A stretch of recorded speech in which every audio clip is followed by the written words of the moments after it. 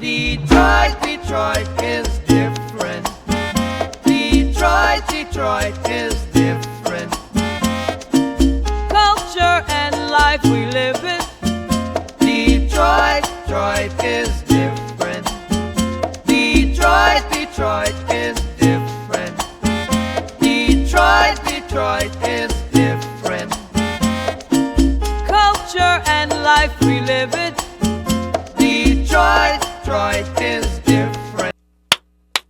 Welcome back to the Detroit is Different podcast studios. And in the studio, I got a brother that was like, yo, let's get in the mix. And I've known him for a while for many different works. He offers a lot in creation, building, construction, creativity. And we love that because we already know that creativity is that connection to the divine. And what he's creating has a whole lot of that energy, spiritual energy, right? So what you may think of are just materials. Mm-hmm. He's empowering a lot of these materials. Mindful B. Anthony, how are you today, my brother? Man, I'm doing my best to live in gratitude. Okay. Yeah, it's a beautiful day. I love that. Gratitude is definitely a space where we definitely want to be humble to just the blessing of life itself and all the experiences that we have had before us. So indeed, I'm with that. So these Detroit is Different always start with that Detroit story and generations deep. How many generations deep is your family to Detroit? At least 4. Thinking back to my great-grandmother and great-grandfather, moved from Tennessee. And so, and pretty much 4 generations are all on the Lower East Side. Okay. I grew up with my great-grandfather 2 doors down. My aunt, my aunt is now 1 door down from that. Okay. Cousins, live next door. Now they're down the street. So we're all, my grandma who raised me is, we're all in this kind of contiguous block on the Lower East Side. So. Okay. All right. Now, Tennessee, you mentioned. Whereabouts Tennessee? Man, I couldn't even tell you, honestly. I'm a little ashamed, but I know both my great grandmother and great grandfather were from Tennessee, and separately both made their ways to Detroit. Okay. Yeah. All right. So now that we look at that whole lens of Tennessee to Detroit, that journey, and they started out like in that community where you at now over to the East Side? To my knowledge, I know the story from like basically my grandmother. Mm-hmm. My grandmother had been in that area a while, and then she, somewhere in her adult life, moved to West Side, and then back to the East Side. So okay, been holding down that block for some generations now. All right. So what block? What neighborhood? What main streets are we talking about? Lower East Side, Van Dyke and Mack area. Okay. Van Dyke and Mack, that's Mack Alive. We think about that community. We think of like so much energy in both places, thoroughfares, businesses, people, families, and you definitely got a family, you said, that's been there for 4 generations. Mm-hmm. Okay. What was it like for you as a child growing up over there? What do you remember? Well, it's definitely changed a lot. Mm-hmm. I grew up closer to Butzel Family Center, and that school has changed a lot. It's changed names a few times, but I remember just being able to have fun in the neighborhood, play basketball in the alley, walking to elementary school. I went to went to Nichols Elementary on Burns. Mm-hmm. The area, I would say we had a little ice cream shop, a little arcade around there. Then it closed. Mm-hmm. So you kind of notice the things over the years that are now, things are resurging, and places that were kind of closed down or had gone through shifts in my childhood. Those spaces are being reactivated. And so it's good to see, especially when it's, locally, you see Black people coming back and activating those spaces. Really good to see. Okay, and The big shift, because like 2 blocks down at Kirchville and Van Dyke, and it's a lot of things happening in that corridor as well. That not necessarily for the native Detroiters, but you know, gentrification. My grandma's always been telling us, like, hey, you know, no matter what you say about living in the hood, we live on a main bus line, Van Dyke, Burner, Mack, the Kirchville bus. We can walk to the river. Basically, she was just employed.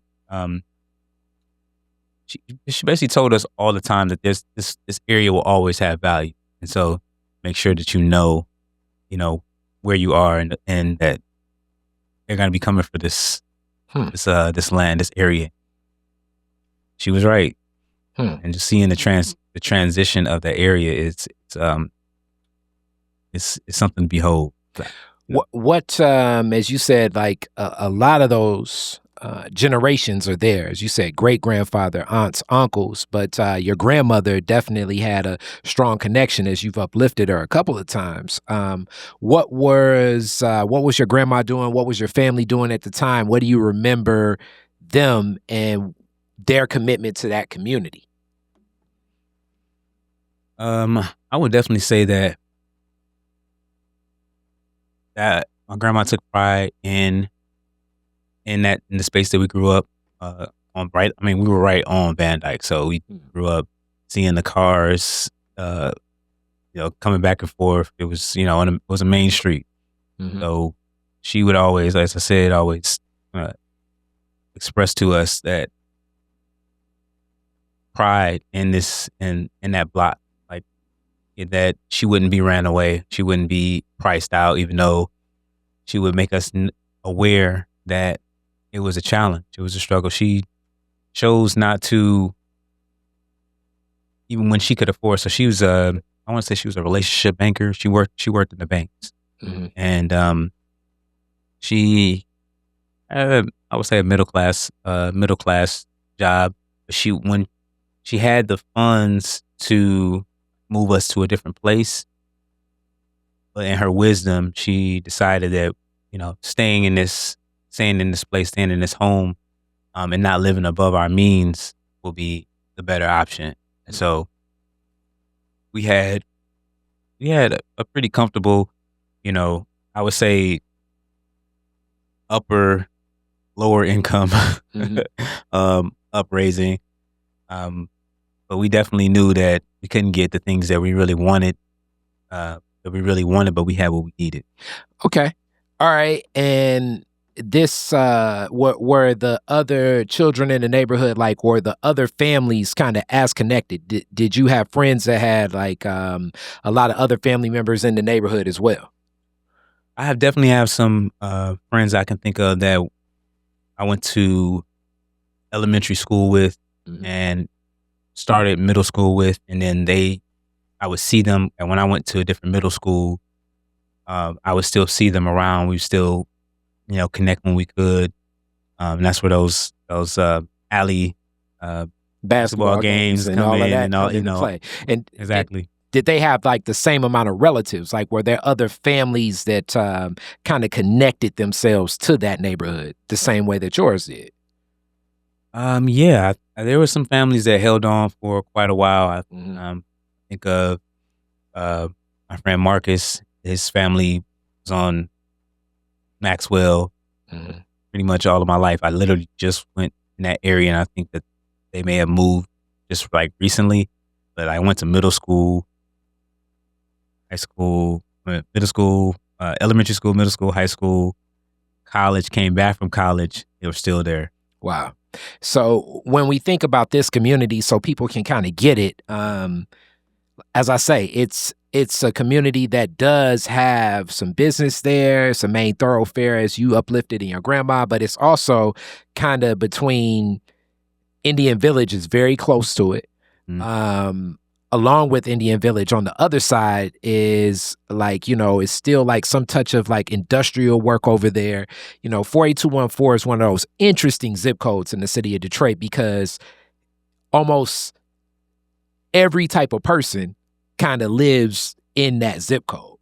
And when I say every type of person, meaning like it's You got the Mac and B Wick. it's a millionaire and you got and it's Indian Village. Yes. Yeah. It's millionaires and people that may be millionaires in their own hearts. And you know what I'm saying? Just like figuring out, piecing things together. You know what I'm saying? Like ends are meeting and ends have beyond been met. You know what I'm saying? So that also like juxtaposed. Do you remember like kind of being in that space as a child, recognizing some of those differences as like certain things, as you say, start to change, as I didn't even know that neighborhood was called, like inside it is West Village, was called West Village until like, it was like, I look up and it's like restaurants and things popping up over here. Mm-hmm. Did you recognize that as a kid?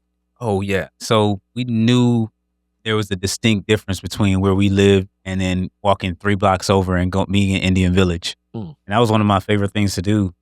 We would just get in the car sometimes and ride up and down those streets and look at those, you know, big houses. Some of those houses have like 80 rooms, you know, just ridiculous, you know, contrast to our, you know, three-bedroom house. And so definitely could feel the difference. And my elementary school, which is still there, Nichols, and I just went up there this week to sign up to volunteer. Because that school had a significant impact on me. I really enjoyed my time there. The school is right on Goethe and Burns, right in like one of the last streets of Indian Village. So you have to go through Indian Village in order to get to this school where, you know, a lot of the students are from the neighborhood, but there are some that are from either in the Indian Village or chose that school intentionally or don't live in the neighborhood and have various means, middle income, but there was a lot of low income. A lot of my classmates were low income. Okay. What was it about that school as you talk about that connection being there? And then tip my hat to you for volunteering now. What was that connection being made there? Was it a class? Was it a teacher? What was the experience that connected? Definitely. If the teachers were great teachers. I had, you know, I still remember, sometimes I challenge, my memory is challenged. But I still remember certain teachers that left a lasting impact on me.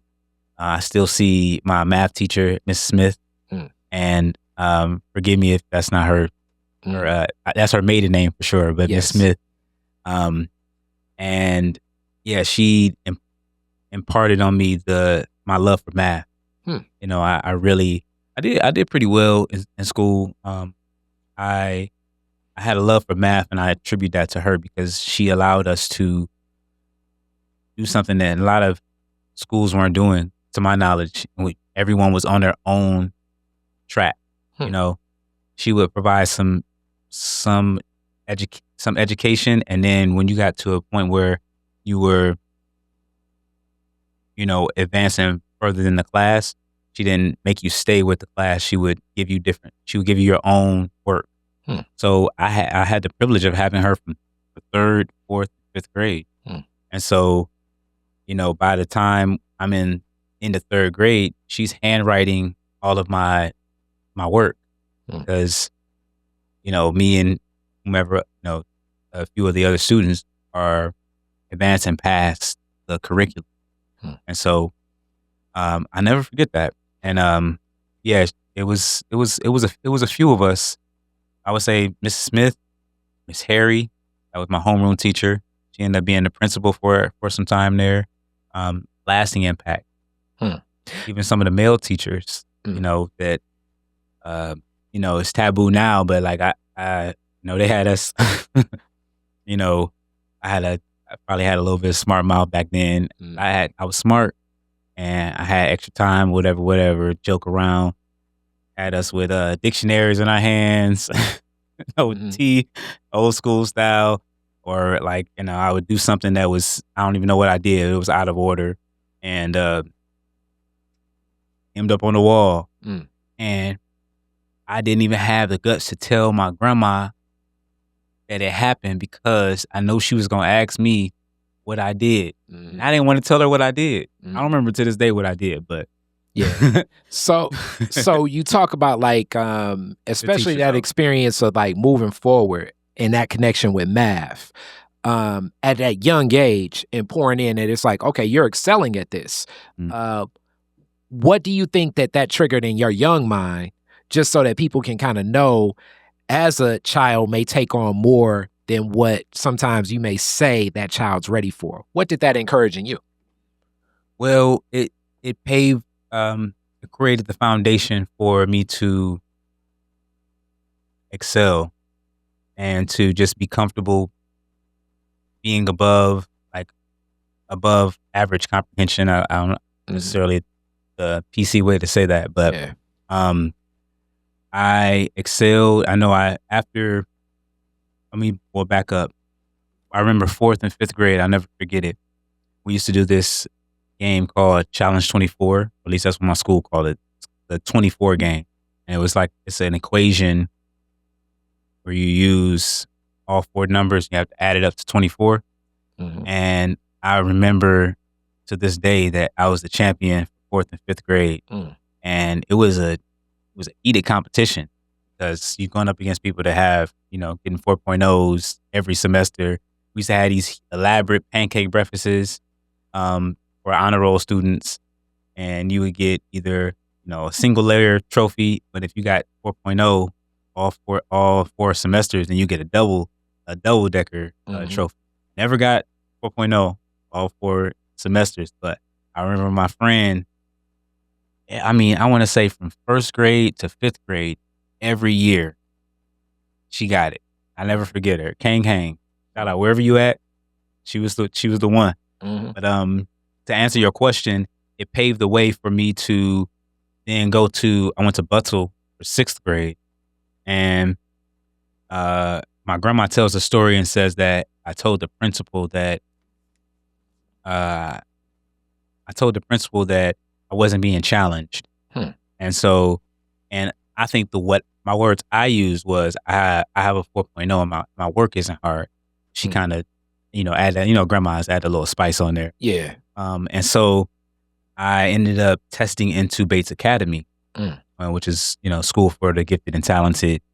And there it was a culture shock because I'm with other gifted and talented students. So when you're at a school that is, neighborhood school and you're above average, you're gonna stand out. You go to a school where everybody's like, we from kindergarten to 6th grade, we've been getting this very intense education, high quality. It's a wake up call. It's like, oh, everybody's smart. Okay, we need to tighten up. Okay. All right. So Bates, what was your Bates experience like? I had a good experience at Bates.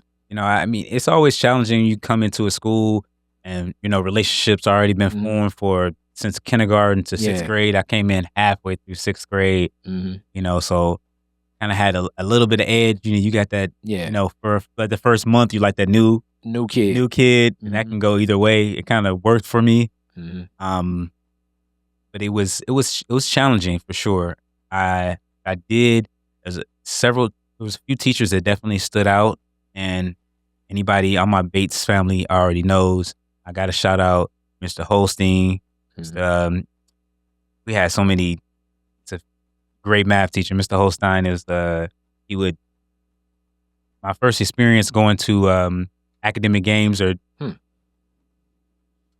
playing equations, which was like fed off of that Challenge 24 game. And so academic games, you play equations and you do your best to like solve the problems, and you basically get good enough where you can go and represent your school against other schools and things of that nature.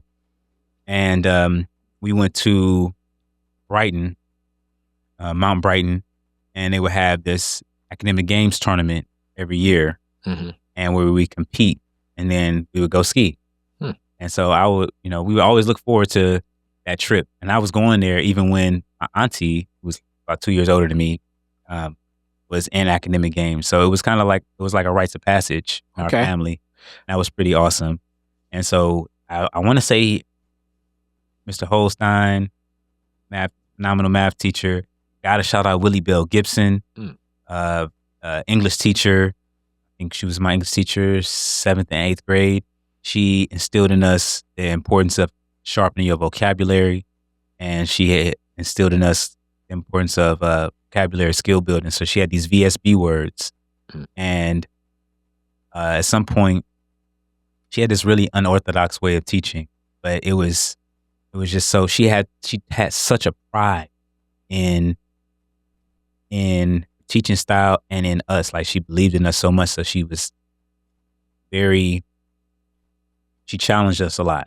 And I really appreciate that, because I shout her. I probably talk about her at least a couple times a month. You know, I challenged myself when I got to college to not to curse, to use more affirmations and things. And that foundation was in having that vocabulary to be able to do so, and to continue to search for more words to express myself instead of using, you know, just common language that we're kind of get used to.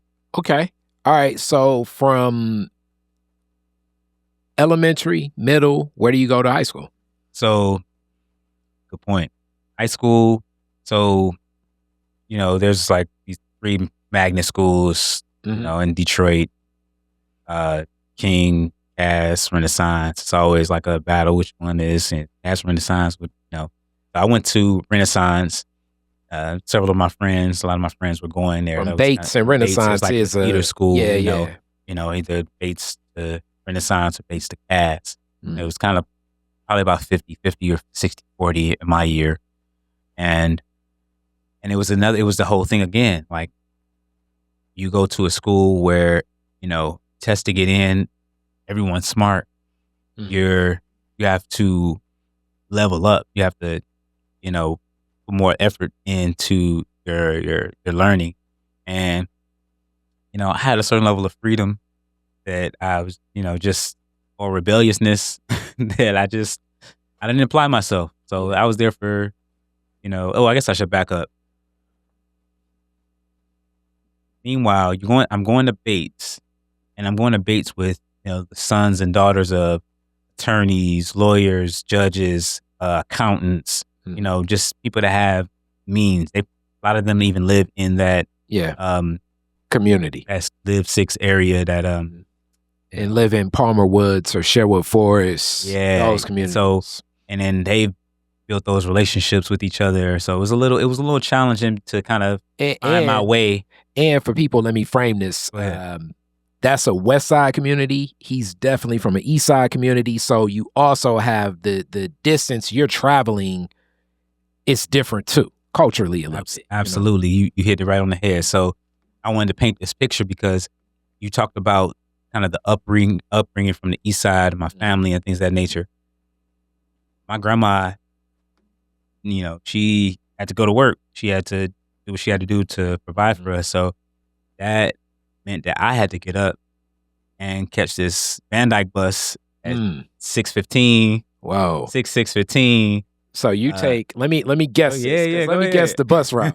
So you would have to take the Van Dyke to downtown and then hop on from downtown. I'm thinking that you're going to take, you probably got to take like either the Southfield, the Greenfield. You got a couple options there, but still the weight on all those West Side routes is not the most fluid. No, it was, so that was one route you could take. I would, you know, if I went downtown, I would have to take Van Dyke or the 48 back then. They changed all the bus numbers now, but it was, or the number 7, which is the Cadillac Kercheval bus downtown,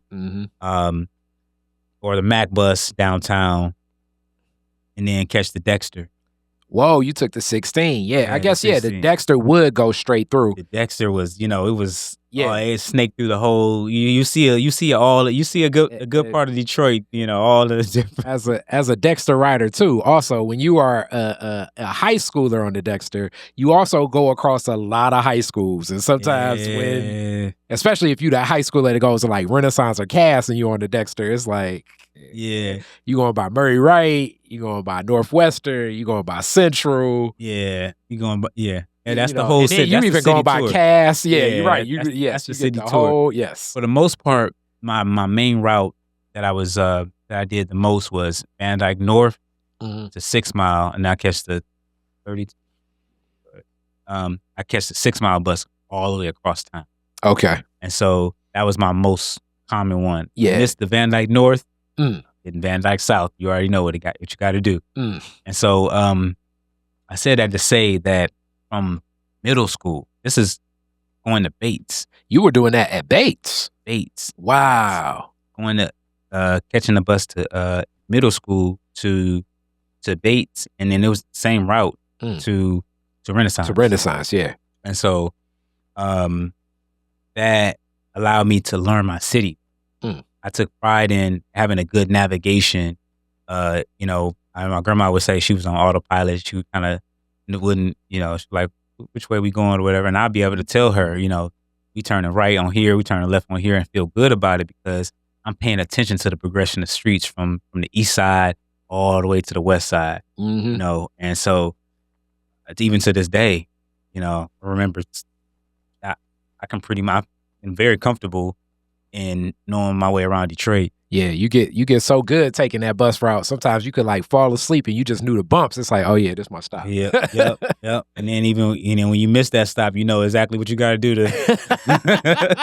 So I just wanted to bring that back to what you were saying before about the upbringing. Like it's a difference in coming from lower income, taking a bus when a lot of these people are getting dropped off. But we had our faithful crew, our eclectic bus crew. You know what I'm saying? Yeah. We all met up and took that 6 Mile bus across town. Some people coming from deep east also tested in, and so that's that's like the backdrop.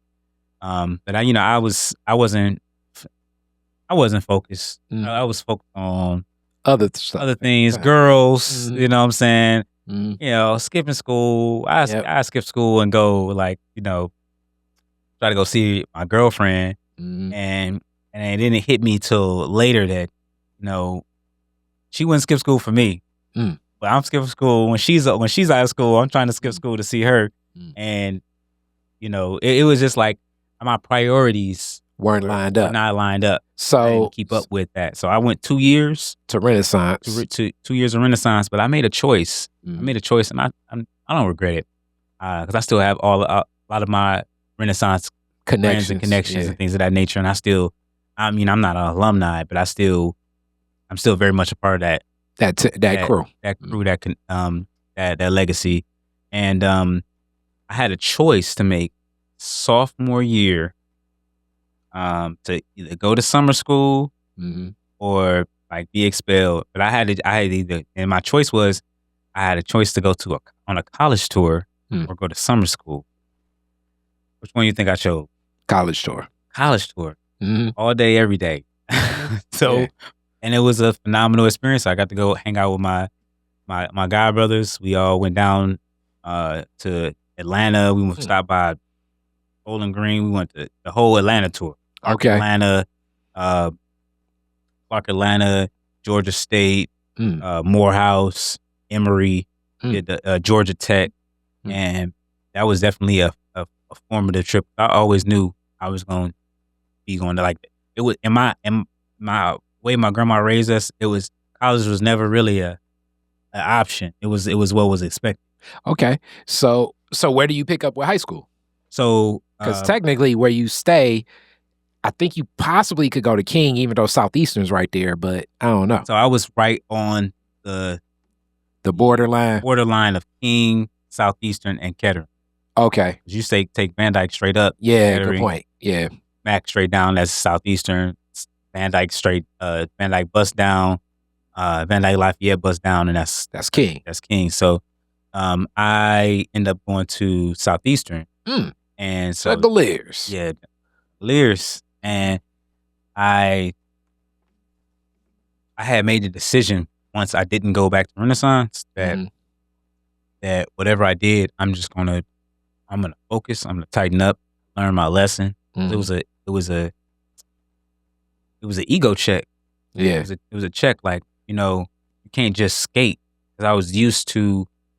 I don't want to say I was used to, because I went to Bates and I got a taste of it there, but it still hadn't hit. I wanted to have fun. I wanted to, like, I was in a band. I enjoyed that. And just was, like I said, unfocused. So when I got to Southeastern, it was all focused. I was focused. Also, and I had a similar story, because I started at King in the MSAT program. Then you go to Northwestern. So, like, I know enough juggaliers to know Northwestern and Southeastern have a similar culture too. So it's like the level, like I always say, like the level of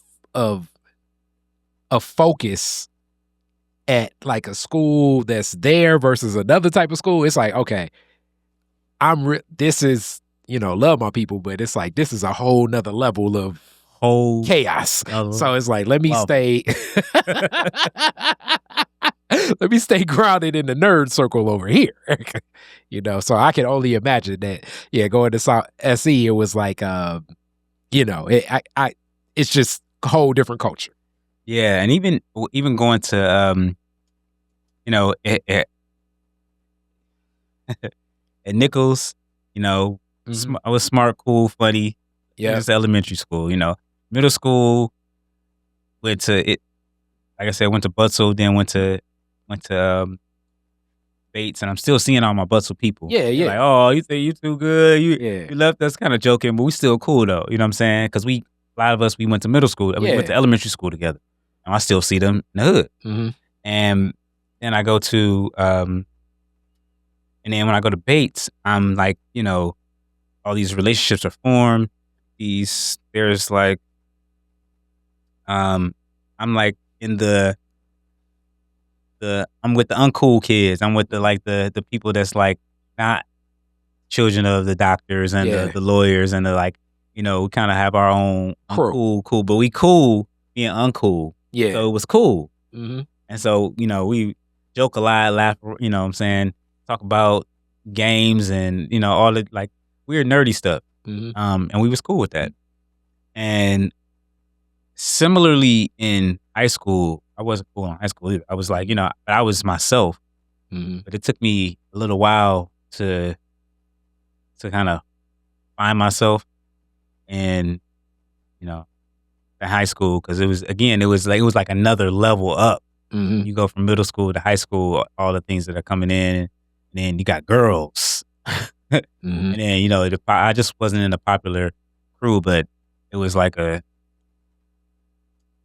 somewhere in the middle where, like, I know I'm not in a popular crew, but I'm cool where I'm at. Yeah.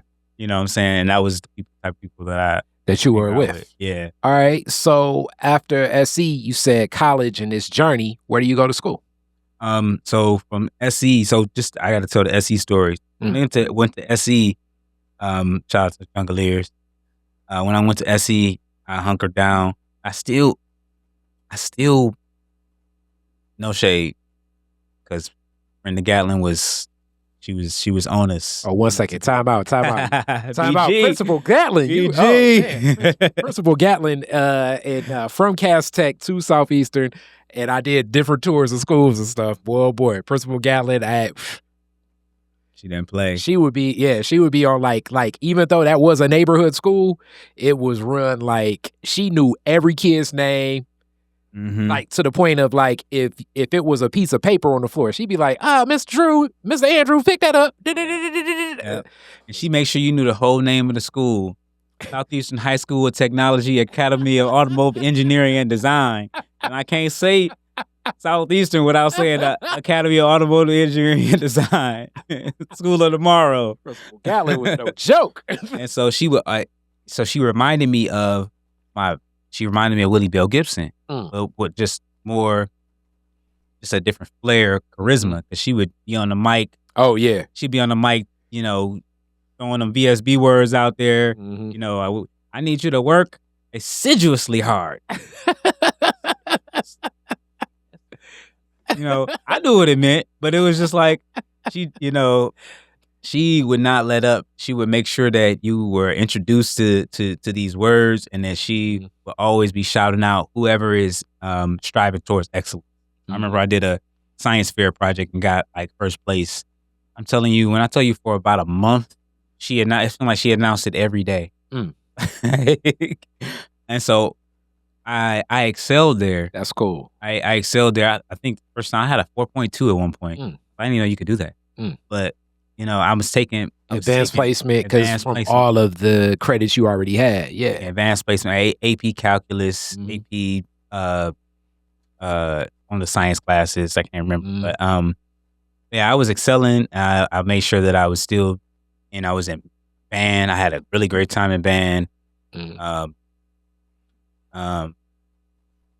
And then I was also in the choir, and shout out to Mr. Bose, everybody in Voices of Southeastern Bose. So I had that experience, and I knew that it allowed me to kind of compensate for my poor subpar performance at Renaissance. Yeah, and use that with my overall went up. Oh yeah, way sure. Up. Graduated, and I know I was and I did a honor society and all that good stuff. So from there, I went to Hampton University. Oh, Hampton. Yeah. What was it about Hampton that drew you down there? So I was familiar with. So the one they had, I was going for pharmacy. Pharmacy, and they had. I had experienced their band, so I went to the. So I can't remember which bowl it was, but it was at Ford Field. Oh, you went to the Motor City Classic originally. Yeah. But I think there was another one too. I'm trying to think. It was called.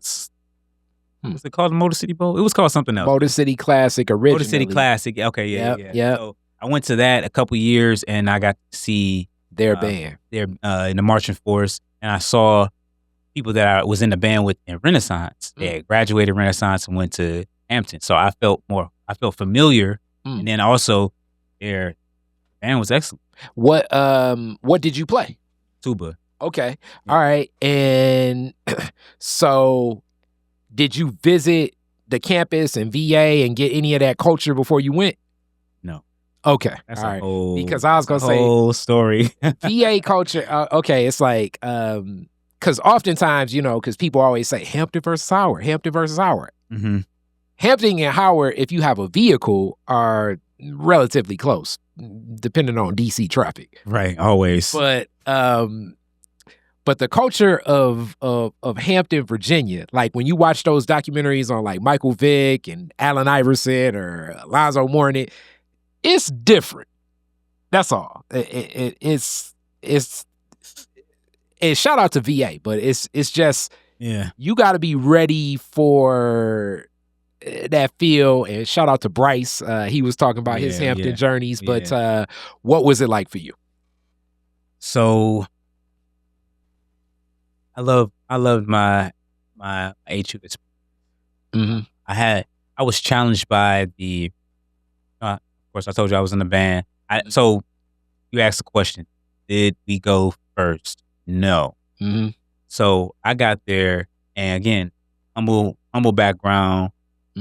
First person to go out of state to school. My grandma went as a college graduate. Her youngest daughter is a college graduate at the time. Hadn't graduated college, but was in college at the time, but was in at UAD Mercy. Yeah. And so I'm the first to go away. We filling out the FAFSA. We get the estimated family contribution. It was 0. So we thinking that, we got, we go there and we gonna get some money. Yeah. Because, how else you interpret that? Yeah. Estimated family contribution is 0, right? That means that, ain't got nothing. We qualify. Got up there. They said,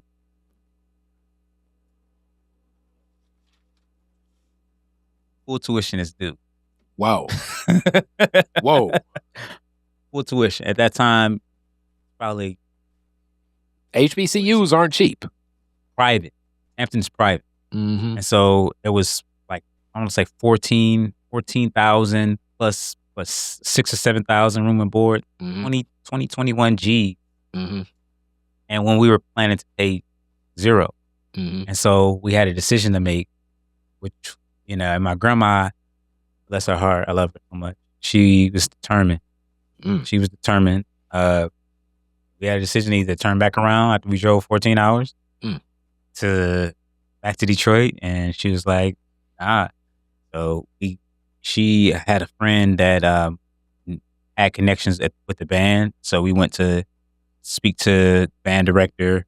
I got a audition. I got a partial scholarship. They didn't have the semester had already already started. Like the band camp had already started. Yeah, they had already spent the money. Someone had just recently left, so there was a position, but there wasn't a lot of money. So it had like a partial scholarship. And so the rest of it, my grandma took out a Parent Plus loan. Those famous, infamous Parent Plus loans, and that's how I ended up at Hampton. Wow. Yeah. So, and that put a significant strain on my household. My grandma really didn't, I'll hear here and there, but she never, penalized me for that. She just, we had to do what we had to do, but I knew that it was a significant strain. It was heavy. It was a significant strain. And I then began to, feel over the next coming years, I would feel I love to learn. My challenge with Hampton wasn't that it was the business of education that's put between me and my learning. And it's not something that Hampton has a monopoly. This is the institution of education, the business of education. And it really soured my heart, my spirit towards continuing. I got to, I'm majoring in pre-pharmacy, and it's a very rigorous, no room for missing a class or not registering for the right class. It's very rigorous, 6-year program, et cetera, et cetera.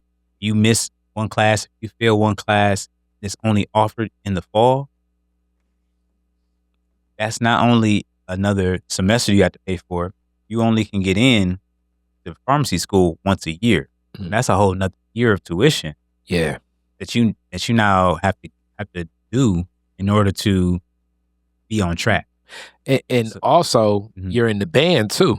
I'm in the band, which is and the HBCU significant band time. Is almost like being that's a job. What an athlete would be at a lot of other schools. Absolutely.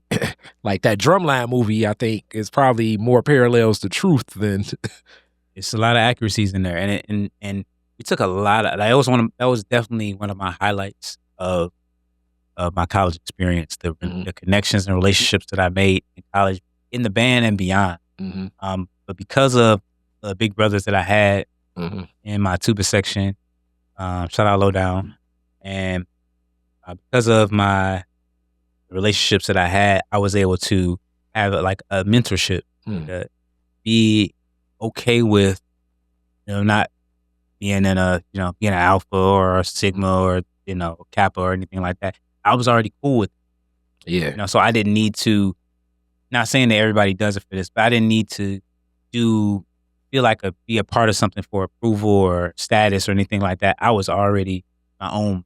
I had become my own man through the processes of the band that we're not going to talk about. Yeah, pharmacy and band, it's like that's where I'm saying like, double rigorous. And I'm taking, while other folks are taking very easy intro general to ed like, classes, psychology or something. I'm taking math, science classes all day back to back, and then throwing the humanities here and there. You know what I'm saying? So it was definitely rigorous, but I was here for it. But like I said, when that business of education got jumped in, it was like you pay your money, scrape it up however you can. You got to then you have to deal with So pay the money up front, and you got to deal with the office of the registrar, which you would think would make sure that once you pay the money and you're on this particular track, that you have to get into these classes. No, there is no guarantee that you get into the classes even after you paid the money. Mm-hmm. Paid the $20,000, goes up if $500, $600 every semester. Every semester. And so at one point it was what 22 G's. I'm sure it's probably closer to 30 now. Yeah. And so you have to fight to get into the classes that you absolutely need in order to not be behind. This isn't even talking about actually passing the class. This is just getting in the class. Yeah. And getting and maybe even avoiding that one class that that teacher is notorious for failing people. Yeah, ratemyprofessor.com. I wish we knew.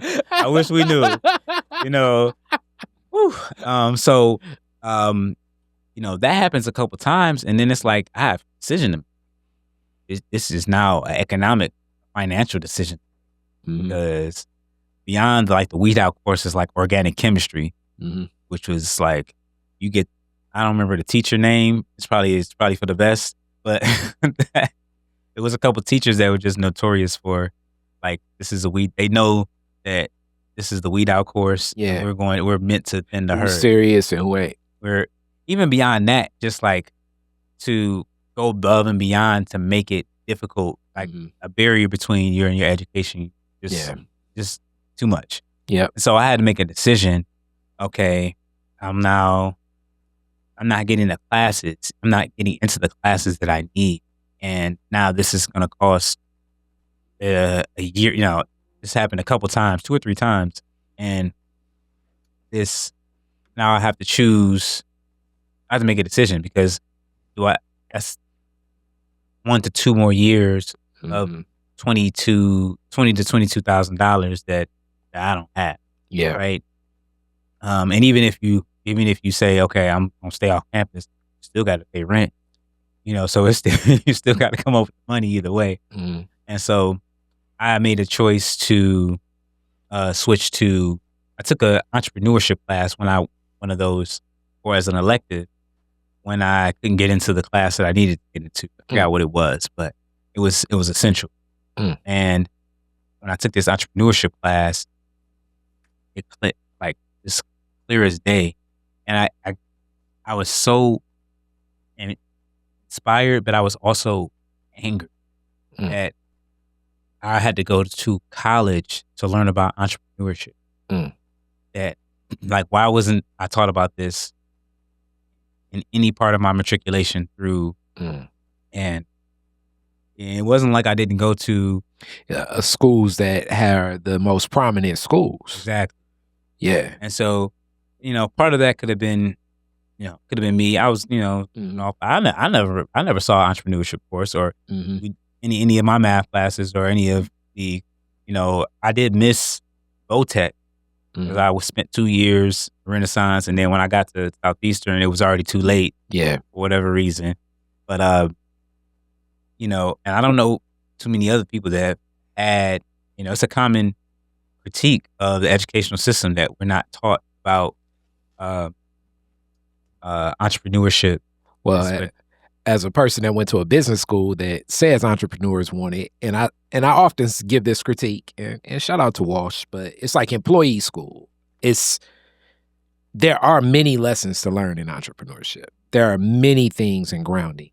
I feel guilty at times because I've seen it through my dad and my granddad like my whole life. So as far as entrepreneurship? Yeah. So like how certain people look at like, oh, a side hustle.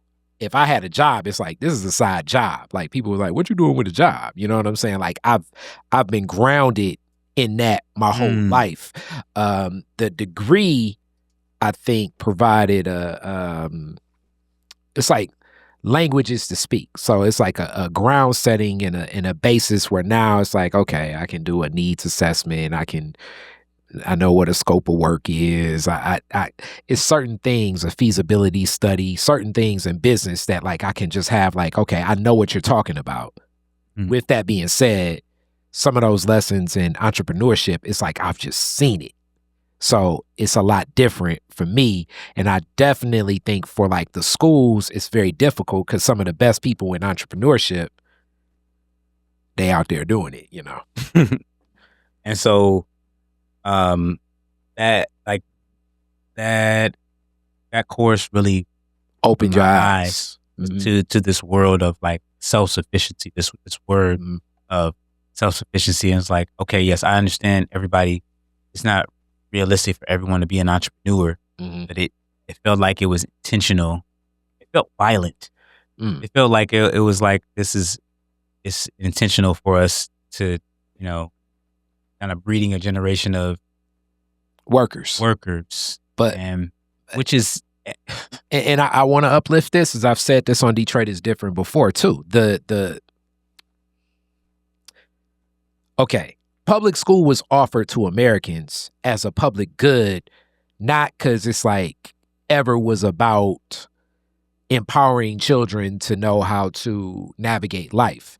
It was about taking the agricultural worker and making them an industrial worker. Right. That's why you have the bells. That's why, like, I mean, America's first public high school, like, you know, Central High School down the street, right? So like Central looks like a lot of what those factories look like. It's hard to think about life like this, but when we had an agrarian society and most people are coming from fields and farming and what that is to run in the agricultural way, and then you put them in a plant, I mean, you know, and this is way before ocean stuff, like people are like dying in plants and walking away, and it just, you needed people to even just learn how to read, to get the instructions, to use these machines. So like the builders of these systems, like the Andrew Carnegies, the Van Burens, these titans of industry are investing in educational systems. So now we can take these agrarian workers and make them industrial workers. Yep. Not only that, don't get me started on the Carnegies and all of them. Just their investment in what it means to be educated. Just even what you're taught in schools.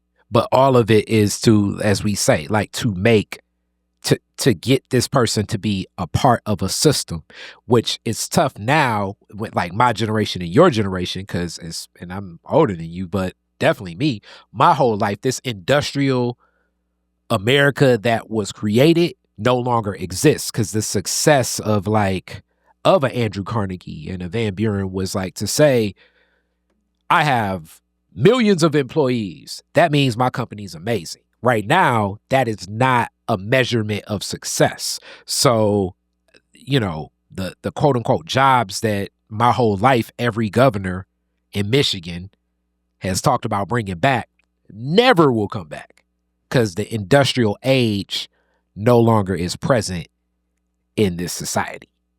Yeah, it's not incentivized. It's not a goal.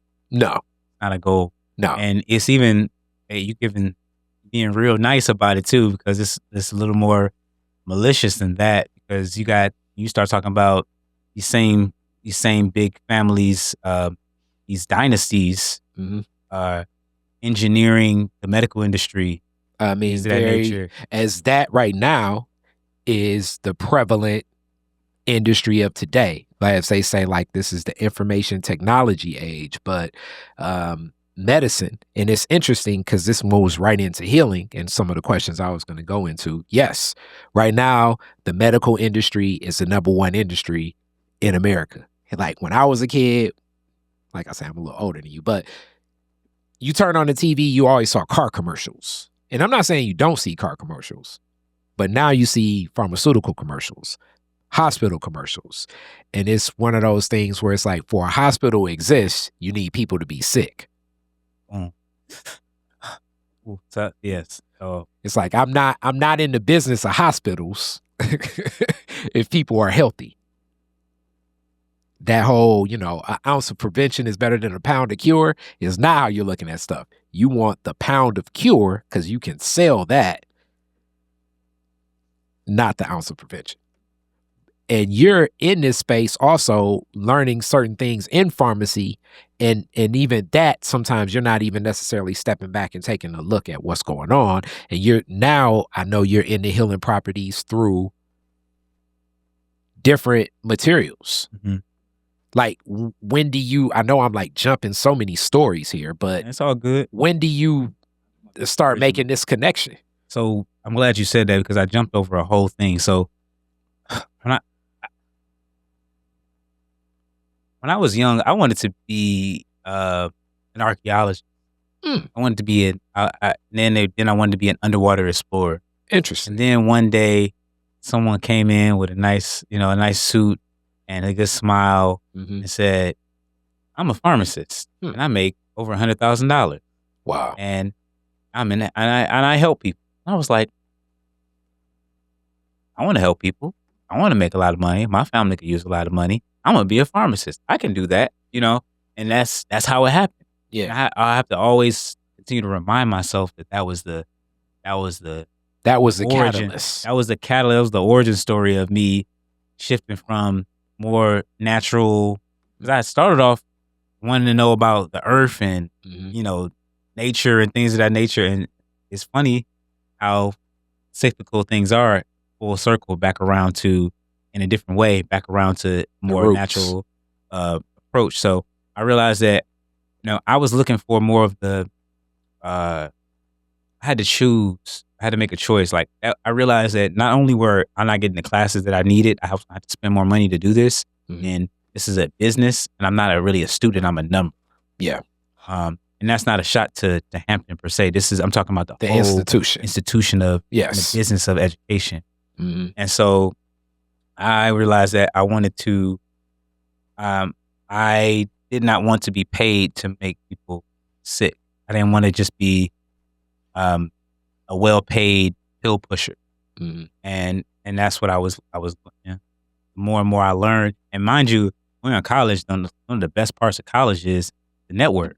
So, we are, when we're not in school, sitting by, we're, I moved off campus by then, second year. I was over the campus life, dormitory life.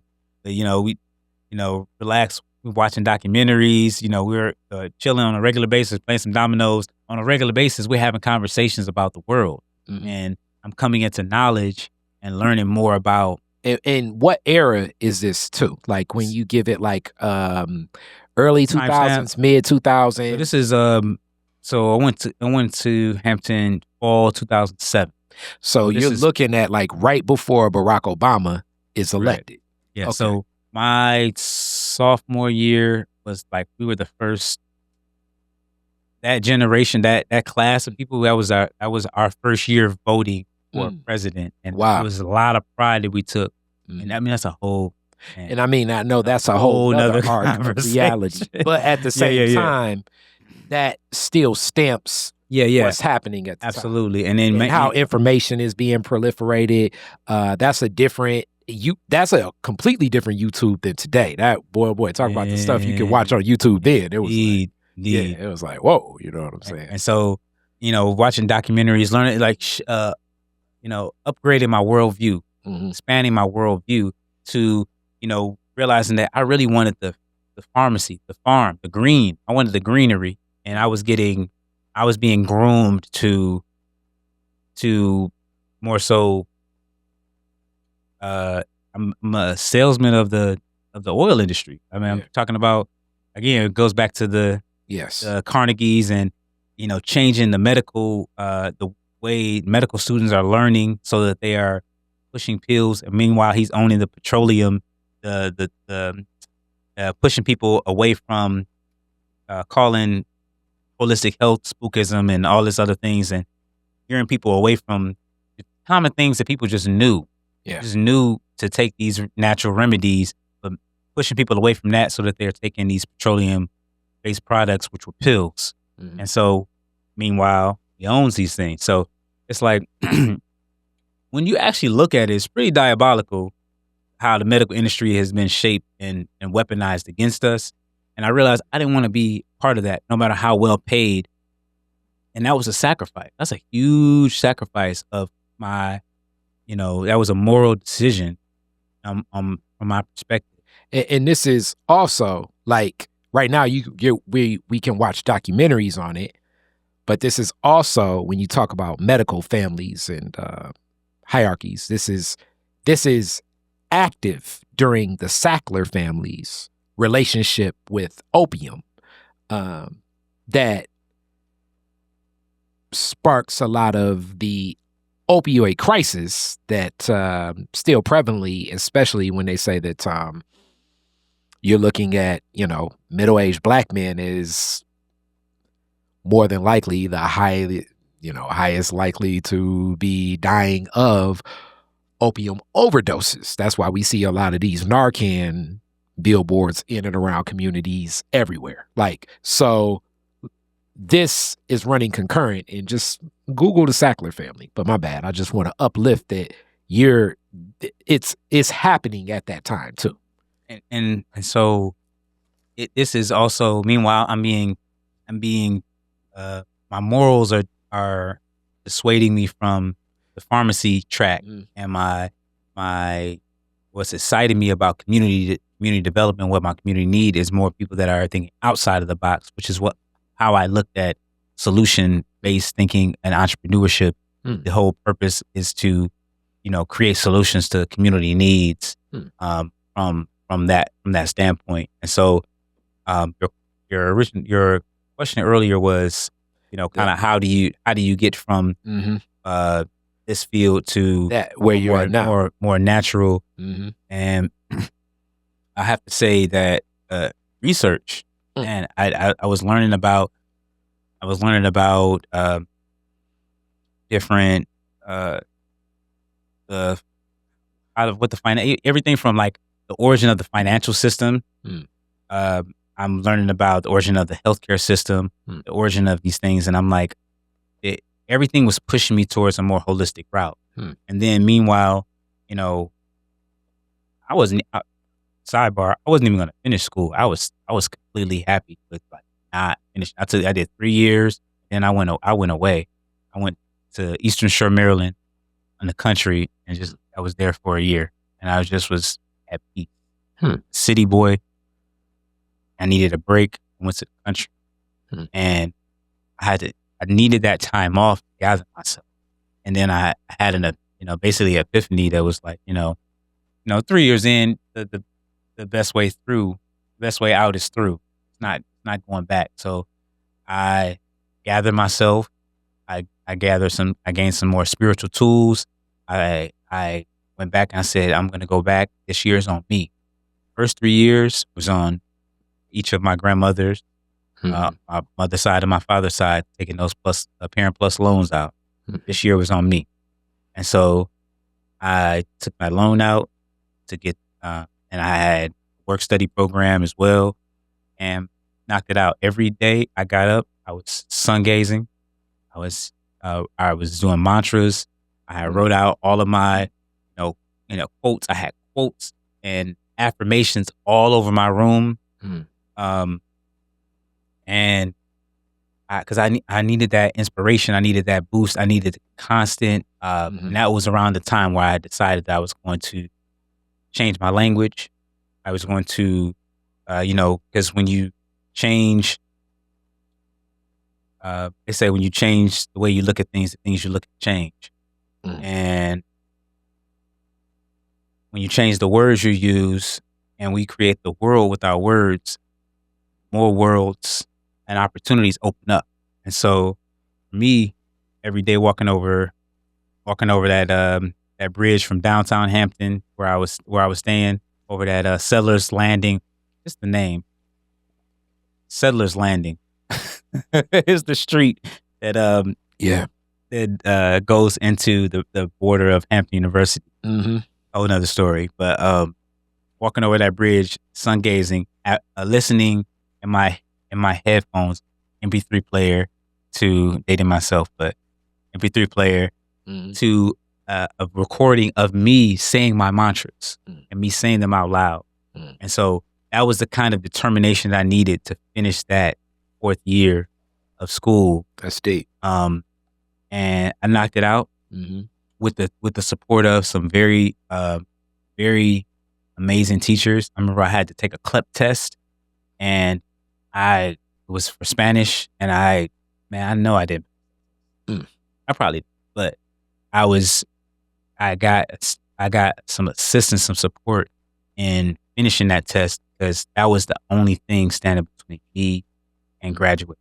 Yeah. And so I just wanted to tell that story because it was a great deal of determination and a lot of cognitive dissonance that I had to move through, expanding my worldview, and still like realizing that this, based on my upbringing, this is what was expected of me, to present this degree. It was either a degree or prison. That was all the options that was given to many of us. When it was, it was when we talk about, your opportunities in life. Yeah. What you're going to choose, and maybe you substitute a degree for a skilled trade. Yeah. But it's still something, right? Yeah. And so I found myself studying, learning, connecting with, coming back to the city. I met Tawana. She knew that I was kind of like,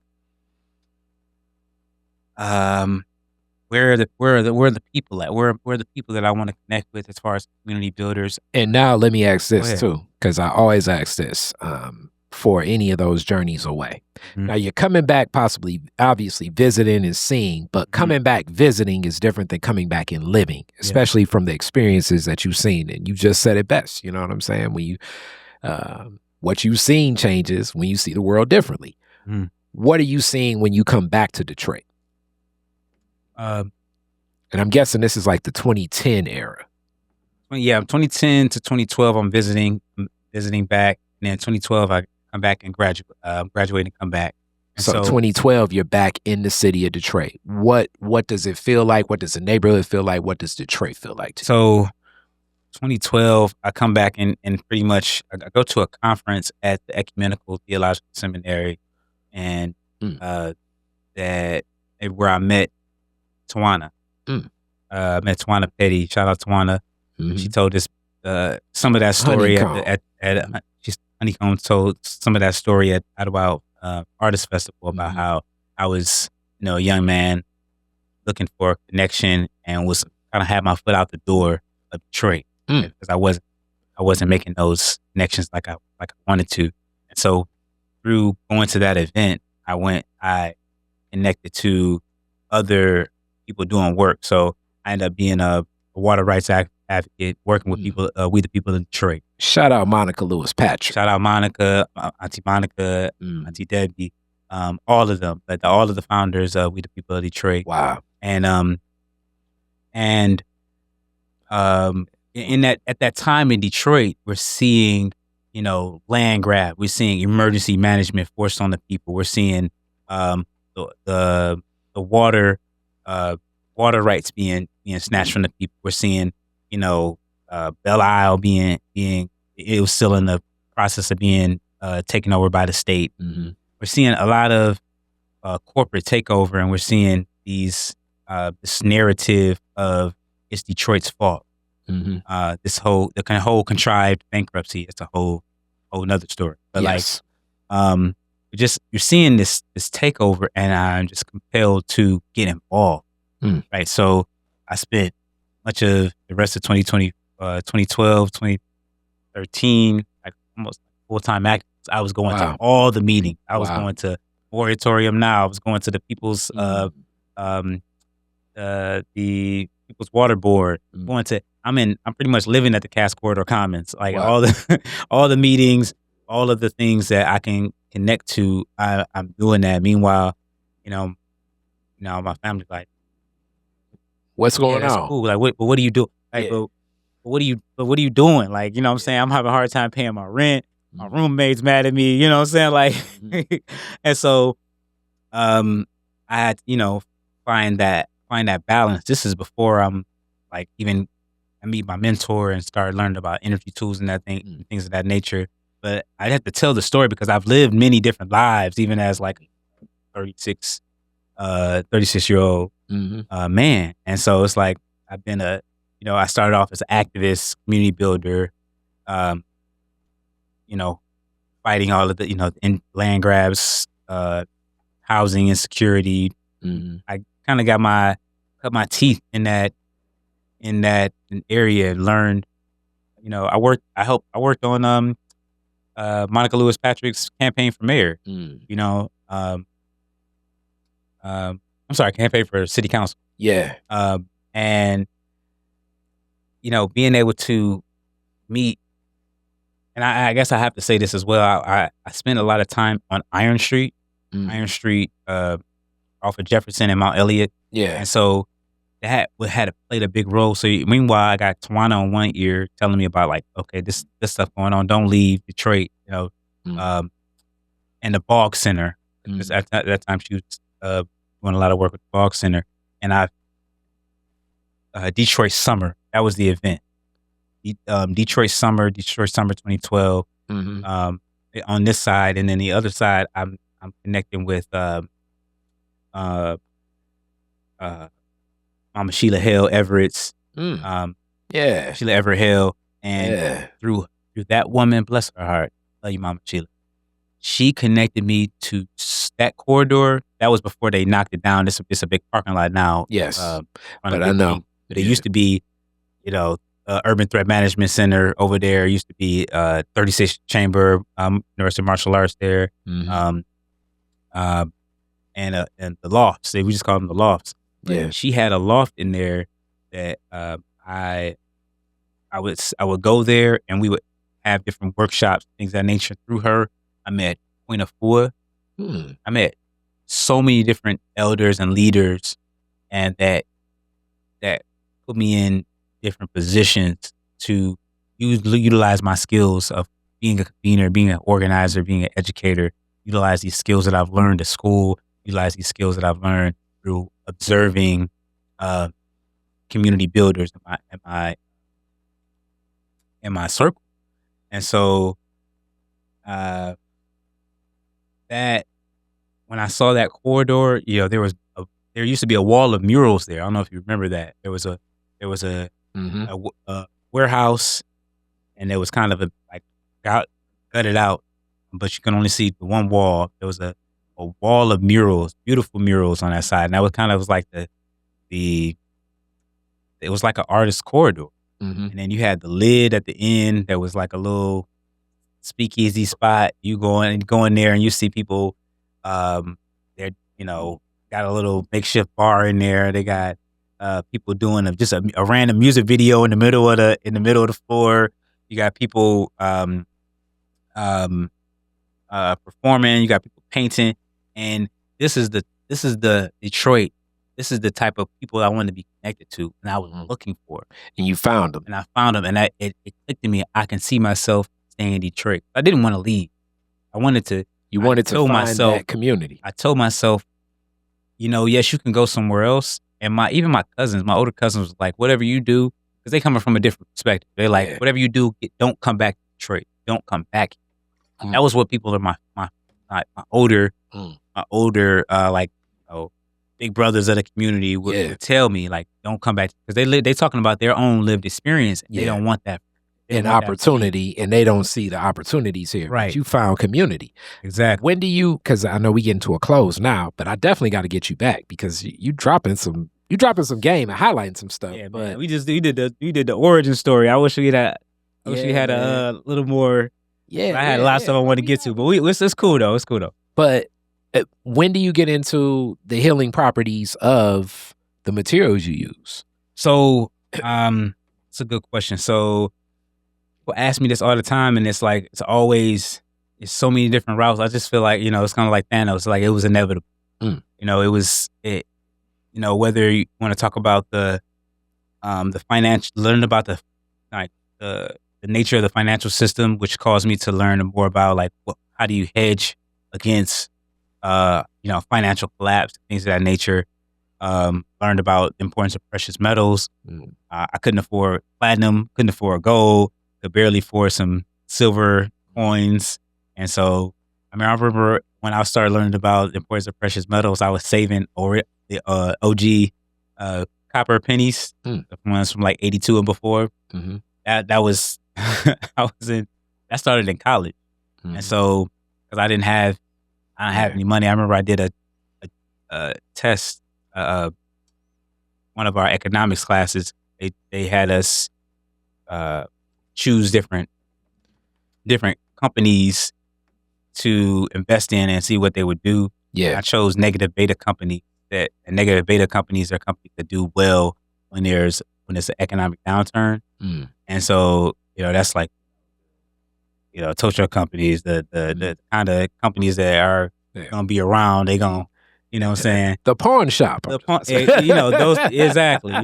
But and then I also chose the precious metal. Precious metals had shot up. And so from that perspective, I had an affinity for precious metals. Copper being one of them. And I learned about chakras and the different crystals that are related to them, the different practices that are related to each one of the energy centers of the body. And I'm going to African World Festival. I'm seeing different artisans. I'm seeing Timbuktu Art Colony. I'm seeing just the culture there. And then I meet my mentor, Yozi.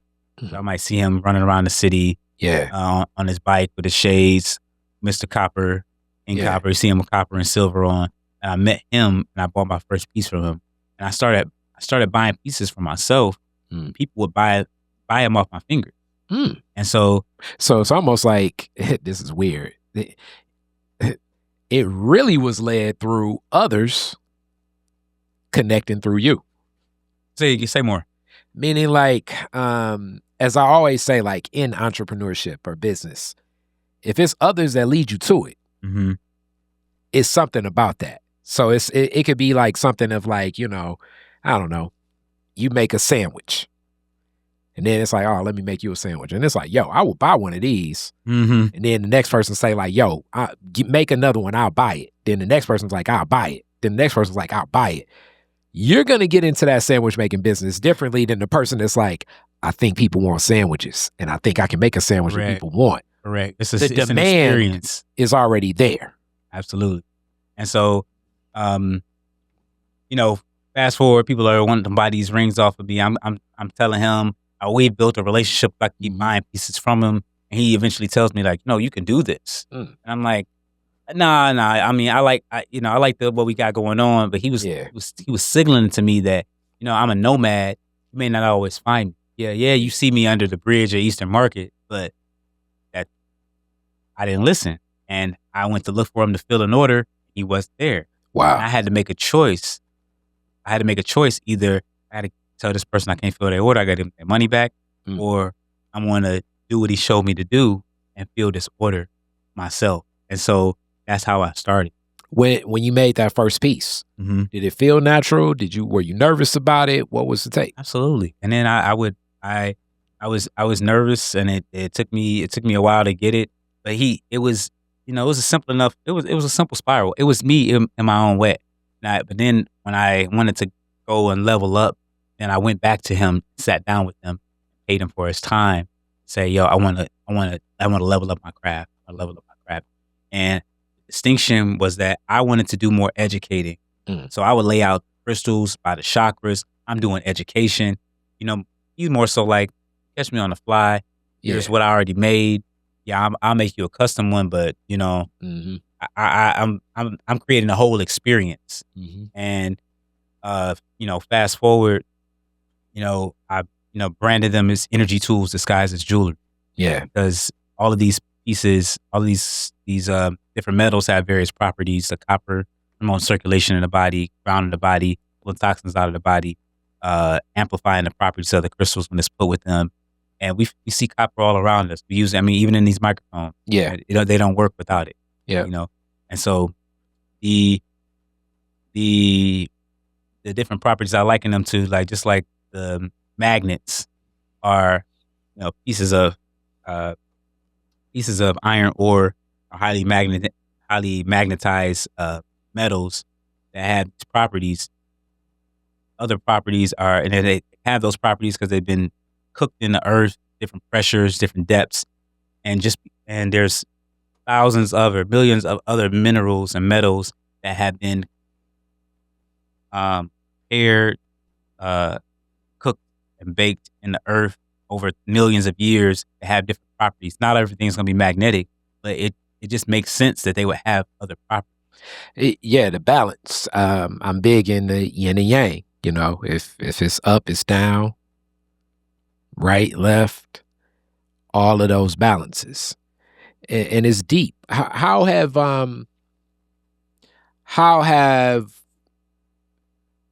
people responded more so? Like who are the people that connect most with your works? And you know, I'm sure some are just for fashion, but I'm sure some are for other reasons. How have people connected?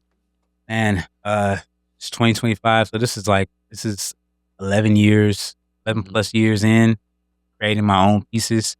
And I tell you stories that I hear, you know, people come back to me and say, you know, you were my first experience. I got my first crystal from you. I got my first piece from you, and I still have it. Wow. Or like, you know, tell me their experiences with just on how it sparked their spiritual journey. Wow. And you know where they are from then and where they are now. Mm-hmm.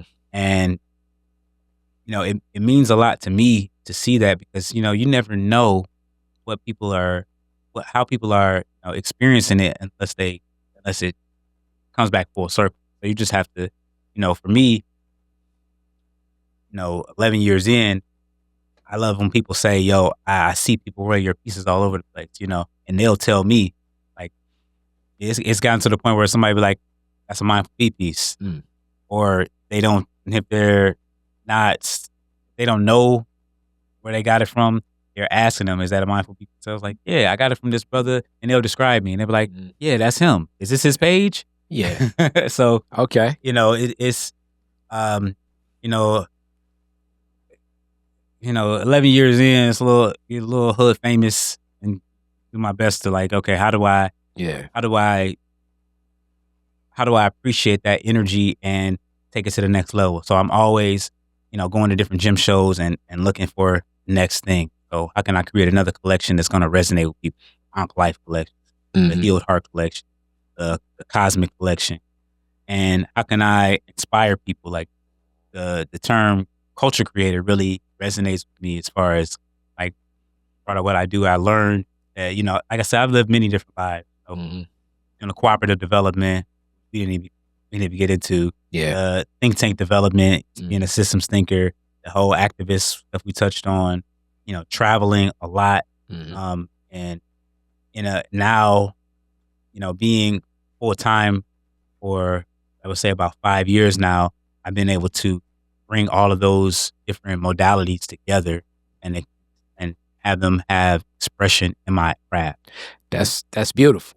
So with that, how do people connect with you if they want to get some of the pieces? So you can find me on Instagram, Mindful BEE, and then my website is mindfulbee.shop. That's mindful, MINDFUL, B like bumblebee, mindfulbee.shop. And the website is mindfulbee.shop. Check out my Instagram. You can message me. You can find my work at we just did a recent Indie Fest, which was really, really a beautiful experience. It was my first fashion show where I was not just collaborating with a fashion designer, but I was actually the featured designer. So you see my models wearing their all white and, you know, adorned in crowns, necklaces, rings, staffs. And you can see us at the Michigan Fashion Week. I'm not sure when this is going to air. Michigan Fashion Week is coming up again. I remember we did a short interview a couple years ago at Michigan Fashion Week. So this is full circle. Yeah. Michigan Fashion Week, the last weekend of September in Detroit. This will be my second opportunity being a jewelry designer on my own. And last time I was just a vendor. Yeah. And this time I am actually in the show as a designer. So that's beautiful. I'm truly grateful for the elevation of my craft and how people remind me how much my craft elevated from those simple spirals to, you know, these larger pieces. Okay. And, so many more things I want to share, but we're gonna have to we're gonna run it back. Man. All right. So classic Detroit is different questions now. Yeah. Your very first car, your make and model, year you got it.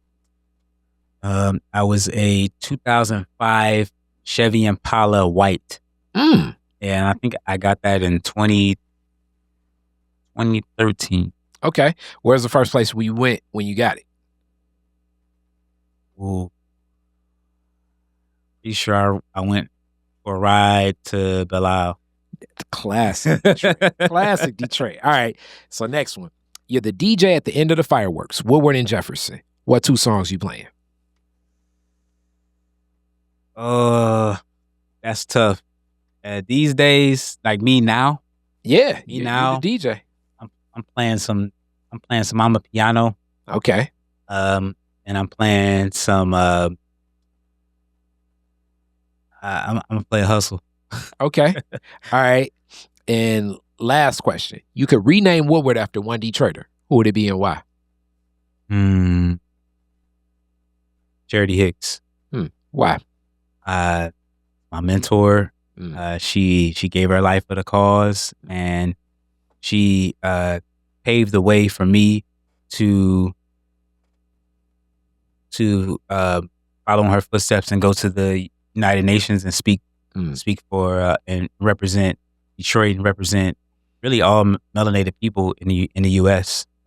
Recently this year, and it just was a humbling experience to do that. And all of the conversations that we had on the second story of the Cass Corridor Commons about Black economic drill down studies and culture and how we can't allow these corporations and these people to run over us, and just her history with being just unapologetically beautiful Africana warrior for our people. I definitely, and then also of course she was one of the most important factors in bringing awareness to the water crisis and the other injustices that were happening in Detroit. It brought the UN special rapporteurs back to the city and really blew the lid off of, made it, it's really challenging for me to talk about it because of the whole story. But I'll just say this little short part. She was influential in making the water crisis a international thing. And it made it so that it was hard for it to be ignored. Moving for water to being a human right. We love Mama Charity.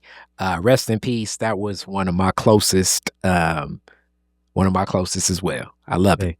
Thank you so much. Actually. All right. And as I say, we definitely got to bring you back. It's more to unpack. Thank you, my brother. So much. I appreciate you and all the work that you do. Detroit is different. Kari Frazier, man. You're an icon in the city. Man. And appreciate you, man. Humble. With that, peace. Detroit is different. Detroit is different.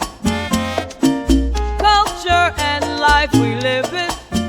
Detroit is